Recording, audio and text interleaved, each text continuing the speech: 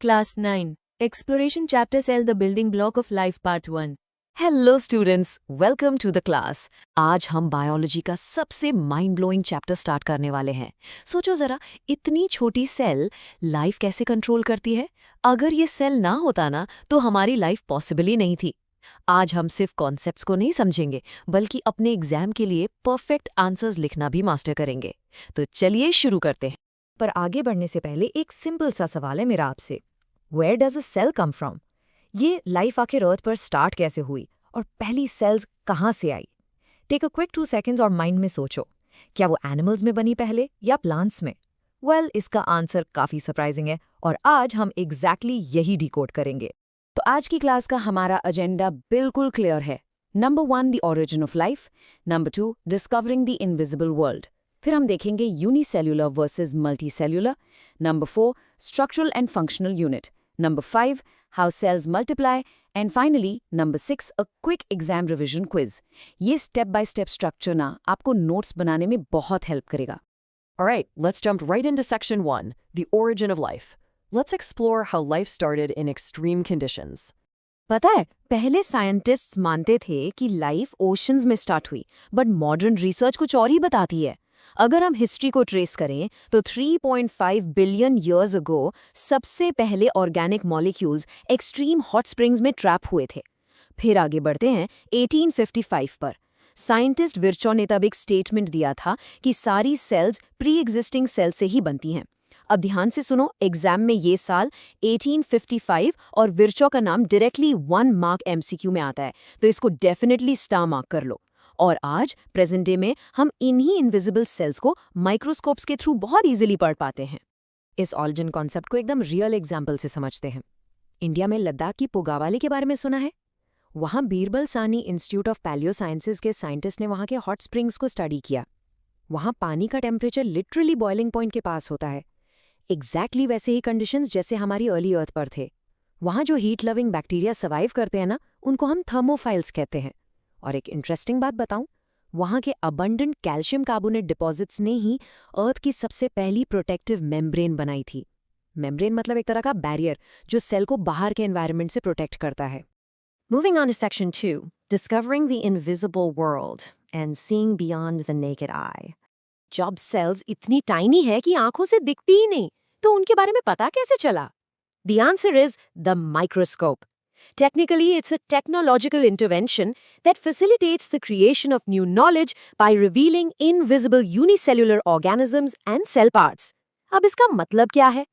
Microscope एक technological tool है जिसकी वजह से हम इस हिडन लाइफ को और उसके सेल पार्ट्स को देख पाते हैं। एग्जाम टिप दूं? अपने आंसर में जब आप ये फ्रेज यूज करोगे ना, टेक्नोलॉजिकल इंटरवेंशन, तो आपका आंसर बाकियों से बिल्कुल अलग स्टैंड आउट करेगा। Full marks guarantee. Let's jump to section 3. तुम्हारे बॉडी में कितनी सेल्स होंगी और एक बैक्टीरिया में कितनी होती है? देखो, यूनिसेल्युलर ऑर्गेनिजम्स वो होते हैं जिनमें सिर्फ एक सिंगल सेल होती है, जैसे बैक्टीरिया और यीस्ट।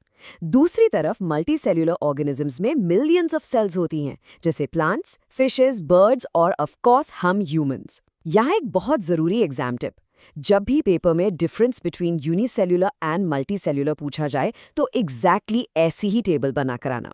टेबल फॉर्मेट से एग्जामिनर को पॉइंट्स डायरेक्टली दिखते हैं एंड मार्क्स कट होने का चांस एब्सोल्युटली 0 हो जाता है। अब इतनी सारी सेल्स बॉडी में ऐसे ही रैंडमली थोड़ी घूमती हैं, राइट? उनका एक प्रॉपर ऑर्गेनाइजेशन होता है। स्टेप 1 है एक सिंगल सेल।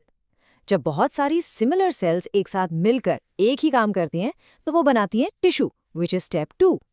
फिर अलग अलग टिश्यूज कंबाइन होकर बनाते हैं एक ऑर्गन, यानी स्टेप 3। और फाइनली बहुत सारे ऑर्गन साथ मिलकर बनाते हैं एक पूरा organ system, the final step 4। ये सेलुलर हायरार्की बिल्कुल क्लियर होनी चाहिए। इसको एक ह्यूमन बॉडी एग्जाम्पल से रिलेट करते हैं, जैसे हमारी नेजल कैविटी, ट्रैकिया और लंग्स। ये सब अलग अलग ऑर्गन्स हैं, करेक्ट? जब ये ऑर्गन्स एक साथ कंबाइन होते हैं तो हमारा रेस्पिरेटरी सिस्टम बनता है। देखा आपने, एक छोटी सी सेल से बात शुरू हुई थी और पूरा ब्रीदिंग सिस्टम कैसे ब्यूटीफुली कनेक्ट हो गया। Section 4, structural and functional unit. यह आपके सिलेबस का सबसे क्रूशियल टॉपिक है। Why is the cell called the structural and functional unit of life? इसे 2 पार्ट्स में समझो। पहला, why structural unit? क्योंकि ये किसी भी लिविंग ऑर्गेनिज्म का बेसिक बिल्डिंग ब्लॉक होता है। जैसे एक पूरी बिल्डिंग छोटी छोटी ईंटों से यानी ब्रिक्स से बनती है, ठीक है वैसे ही हमारी बॉडी सेल से बनती है। फॉर एग्जाम्पल, मसल सेल्स एक साथ कंबाइन होकर मसल टिश्यू बनाती हैं और हमारी एपिथेलियल सेल्स मिलकर हमारी पूरी स्किन स्ट्रक्चर करती हैं। They literally give physical structure to our body. अब दूसरा पार्ट, व्हाई फंक्शनल यूनिट। देखो, सेल बॉडी की वो सबसे स्मॉलेस्ट यूनिट है जो सारी लाइफ प्रोसेसेस इंडिविजुअली परफॉर्म कर सकती है। एक सिंगल सेल डाइजेशन भी हैंडल करती है, रेस्पिरेशन और एक्सक्रीशन भी मैनेज करती है और ट्रांसपोर्टेशन से लेकर रिप्रोडक्शन तक सब कुछ अकेले ड्राइव करती है।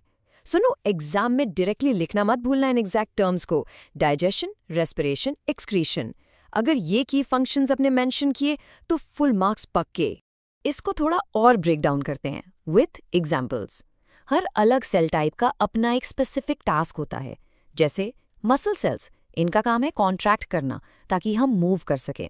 फिर होती है नर्व सेल्स जो हमारी बॉडी में फास्ट मैसेजेस ट्रांसपोर्ट करती हैं। और रेड ब्लड सेल्स, उनका स्पेसिफिक टास्क है पूरी बॉडी में ऑक्सीजन कैरी करना। हर एक सेल अपने फंक्शन के लिए highly specialised. Let's move to section 5. How cells multiply. एक क्वेश्चन मेरे दिमाग में हमेशा आता था, क्या सेल्स लाइफ लॉन्ग जिंदा रहती हैं? अगर हमें चोट लगती है तो स्किन अपने आप ठीक कैसे हो जाती है? The process is called cell division. ये वो प्रोसेस है जहां एक सिंगल पेरेंट सेल डिवाइड होकर नई डॉटर सेल्स बनाती है। ये प्योरली दो तरह से हो सकता है, माइटोसिस या मियोसिस के थ्रू। पेरेंट सेल का मतलब पुरानी एग्जिस्टिंग सेल्स और डॉटर सेल्स यानी फ्रेश नई सेल्स। एग्जाम में इन इंग्लिश साइंटिफिक वर्ड्स को जरूर हाईलाइट करना, ठीक है? But the main question is, purpose of cell division क्या है? बेसिकली 3 मेन रीजंस हैं। पहला, ये हमारी बॉडी ग्रोथ को इनेबल करता है। दूसरा, जो सेल्स पुरानी या वॉर्न आउट हो चुकी हैं उनको रिपेयर करता है। और तीसरा, डैमेज सेल्स को रिप्लेस करता है। ये एग्जैक्ट 3 पॉइंट्स आपके एग्जाम नोट्स के लिए एक परफेक्ट समरी हैं। Remember them. Okay class, let's hit section 6. जो भी आज पढ़ा है उसको लॉक इन करते हैं। Ready? Who stated in 1855 that all cells come from pre-existing cells? सोचो जरा, मैंने स्पेसिफिकली मार्क करवाया था इसको। Answer is Virchow. अगर आपने सही गैस किया तो एब्सोल्युटली फैंटास्टिक, आप बिल्कुल फोकस थे क्लास में। ये बहुत ही इंपॉर्टेंट ऑब्जेक्टिव फैक्ट है। Okay, next question. What do we call the heat-loving bacteria found in the hot springs of Puga Valley? Thermophiles. Very good. देखो, बायोलॉजी में ऐसी प्रिसाइज साइंटिफिक टर्मिनोलॉजी यूज करने से ही मैक्सिमम मार्क्स मिलते हैं। तो students, यहीं थी हमारी इनक्रेडिबल सेल की जर्नी। एक टाइनीएस्ट बिल्डिंग ब्लॉक कैसे ऐसी कॉम्प्लेक्स लाइफ बनाता है और स्ट्रक्चरली और फंक्शनली लाइफ को सपोर्ट करता है। मुझे लगता है अब आपको थ्योरी एकदम क्लियर है and you are absolutely exam ready.